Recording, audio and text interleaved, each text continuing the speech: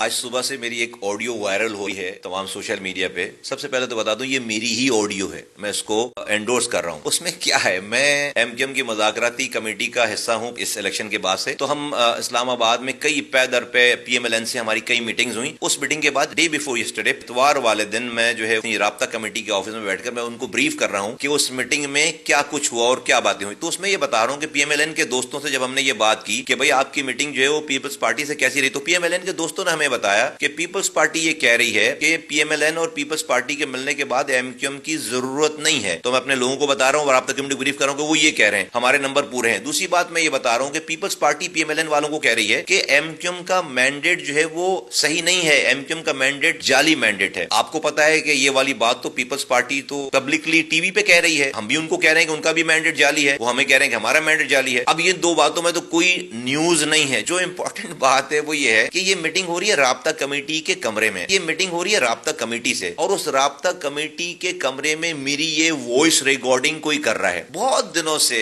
ہمیں یہ اطلاعات تھی کہ ہمارے رینکس اینڈ فائل میں کوئی ایم کیو ایم لندن کے لوگ بیٹھے ہوئے ہیں اور وہ ان کے لیے کام کر رہے ہیں. ہمیں پتہ نہیں چل پا رہا تھا, شک تھا کچھ لوگوں پہ, لیکن ہم کنفرم نہیں ہو پا رہے تھے. اس آڈیو نے ہمیں تمام فورنزک جب ہم نے اس کا چیک کرایا, معلوم کرا, تو ہمیں ایگزیکٹ پتہ چل گیا کہ کون ہے جو رابطہ کمیٹی میں بیٹھ کر ایم کیو ایم لندن کے لیے کام کر رہا ہے. کیونکہ یہ آڈیو ریلیز جو کی ہے وہ لندن نے کی, وہ سمجھنے کو بہت بڑی چیز ان کے ہاتھ لگ گئی ہے. نارمل گفتگو ہے جو کہ ٹی وی پہ بھی وہی بات ہو رہی ہے, اس میں کوئی سیکرٹ نہیں ہے. لیکن اہم بات اس کے اندر ہے کہ رابطہ کمیٹی کے اندر کی گفتگو جو ہے وہ کوئی ریکارڈ کر کے لندن کو بھیج رہا ہے. تو لندن نے اس کو صبح سویرے جو ہے اس کو ریلیز کر دیا, یہ سمجھ گئے کہ بہت ہی بڑی کوئی چیز ان کے ہاتھ میں لگ گئی ہے. لیکن ان کو یہ اندازہ نہیں جو ان کا ایک گھس بیٹھیا ہمارے درمیان بیٹھا ہوا ہے, جو ان کا ایجنٹ بیٹھا ہوا ہے, اس نے اس کی پکڑائی دے دی ہے. تو ہمیں ایگزیکٹلی پتہ چل گیا کہ ہمارے درمیان ہمارے خلاف, اس پارٹی کے خلاف, اس قوم کے خلاف کون ہے, ہمارے خلاف کون کام کر رہا ہے. تو جس چیز کا ہمیں بہت دنوں سے انتظار تھا, کوششوں میں لگے ہوئے تھے, اس آڈیو لیک کے ذریعے ہمیں اس پرسنالٹی کا پتہ چل گیا کہ جو ہمارے خلاف کام کر رہے ہیں.